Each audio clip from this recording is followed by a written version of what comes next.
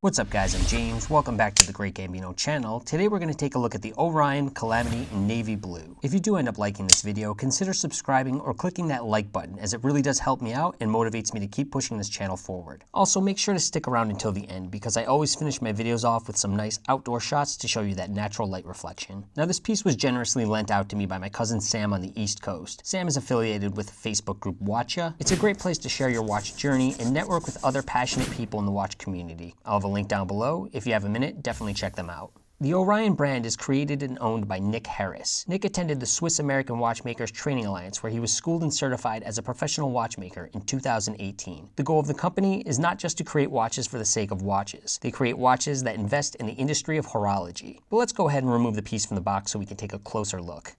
When creating the Calamity, Orion went through many different versions, testing out commonly used movements such as the NH35 and the ETA 2824. One of the company's main goals was to create a quality functioning diver while reducing thickness. Because of this goal, using an NH35 or an ETA 2824 was no longer an option. This is when the company started looking toward the ETA 2892, a movement that's almost 28% thinner than the 2824. In my personal opinion, this was a smart choice because they're offering the watch community a new, fresh take and giving us variety and innovation. You truly have to see how sleek and beautiful this watch looks in person. With its amazingly thin case, it really is something to marvel over. Let's check out the measurements. We have a diameter of 40 millimeters. Lug to lug is 48 millimeters. If you want to change out the band, it's going to be 20 millimeters. And we have a case thickness of 11.3 millimeters from the center of the glass, tapering down to 10.5 millimeter on the edges, making this one of the thinnest automatic 200-meter dive watches available. We also notice that we have a nice stamped screw-down crown with an excellent knurling job on the edge. The winding action is very silent. I'll try to give you an example, but I don't think my microphone picks it up.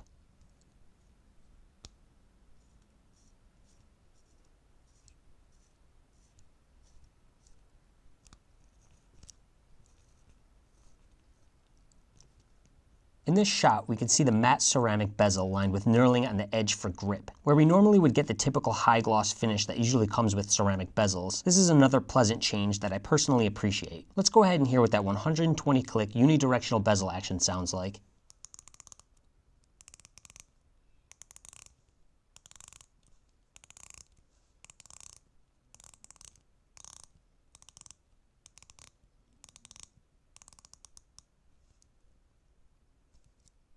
The glass is a double-domed sapphire crystal with blue AR coating on the underside. It's very nicely applied, and in this shot you can see as I play with the studio lighting, once you catch the right angle, it creates an illusion as if there's no glass at all.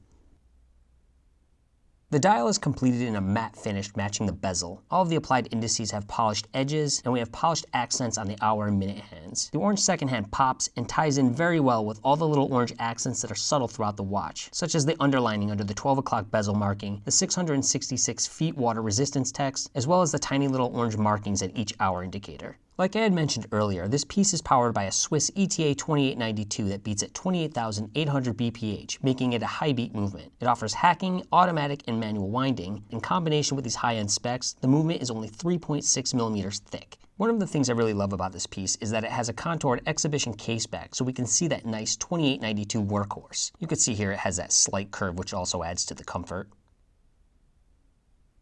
And there's an extra shot showing it off. When you're paying a little bit extra for the movement, it's nice that you can actually see it. The entire case is made of 316L stainless steel, and the finish is amazing. We have a very clean brush job complemented by polished edging. It's extremely elegant and looks fantastic. And of course, if we're talking about the case, we have to point out again how thin the piece is. It's really hard to show on camera, but I'll do my best sizing it up next to this quarter.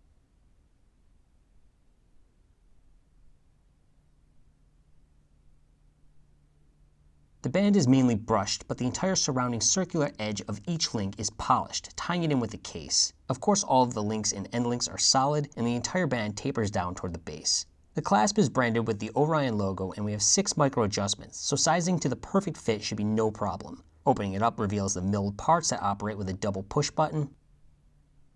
On the other side, we have the added feature of a dive extension, but let's go ahead and cut to a loom shot. The bezel markings, hour indicators, hour hand, minute hand, and the end of the second hand are all coated in blue BGW9 Super Luminova. It's an impressive application and is very long lasting.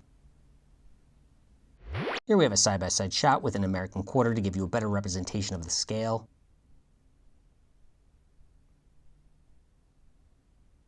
Here's a shot of my 6.75 inch wrist. Because of the case dimensions, it definitely works for me, but I feel this piece would still look excellent on a larger sized wrist. With that said, let's go ahead and cut to some outdoor shots so I can show you that natural light reflection.